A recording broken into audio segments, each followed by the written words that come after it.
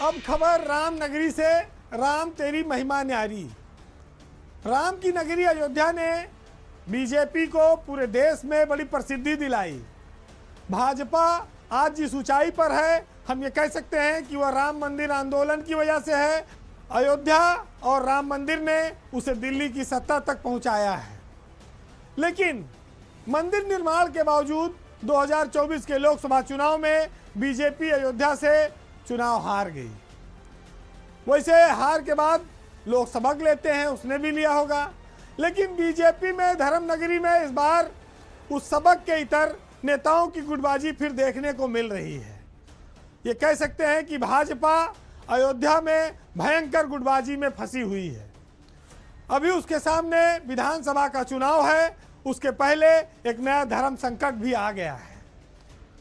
ये मामला अयोध्या जिले के दो बाहुबली दबंग छवि के नेताओं से जुड़ा हुआ है और उनके बीच जो जोर आजमाइश चल रही है उसको लेकर है। मामला गोसाईगंज विधानसभा सीट की टिकट का है। माफिया कहिए, दबंग कहिए, जिस छवि में स्वीकार करना चाहिए आप करिए, यहाँ पर दो नेताओं का जो टसन है उसने बीजेपी को चिंता में डाल रखा है। प्रदेश में गोसाईगंज विधानसभा एक ऐसी सीट बनी है जहाँ पर सरदार पटेल के नाम पर 2 बार एकता यात्राएं निकाली गई और प्रदेश नेतृत्व को दोनों में जाना पड़ा।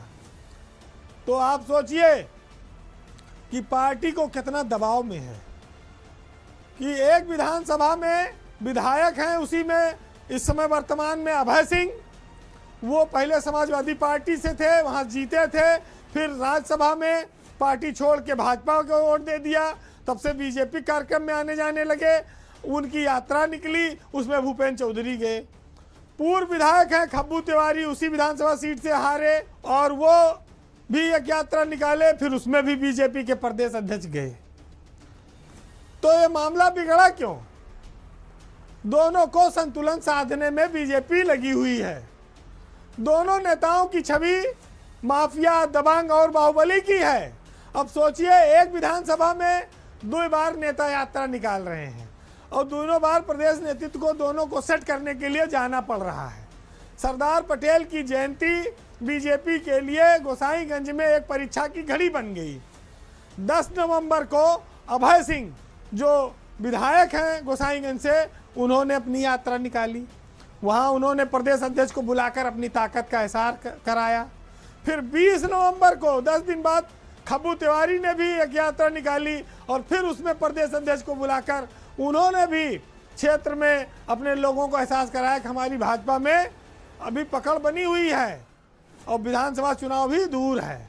दूसरी ओर प्रदेश नेतृत्व इसे संतुलन साधने की कला बताता है, लेकिन वो ये भी जानता है कि टिकट दोनों में से किसी एक को ही मिलेगी और जब एक को मिलेगी तो दूसरा नाराज होगा।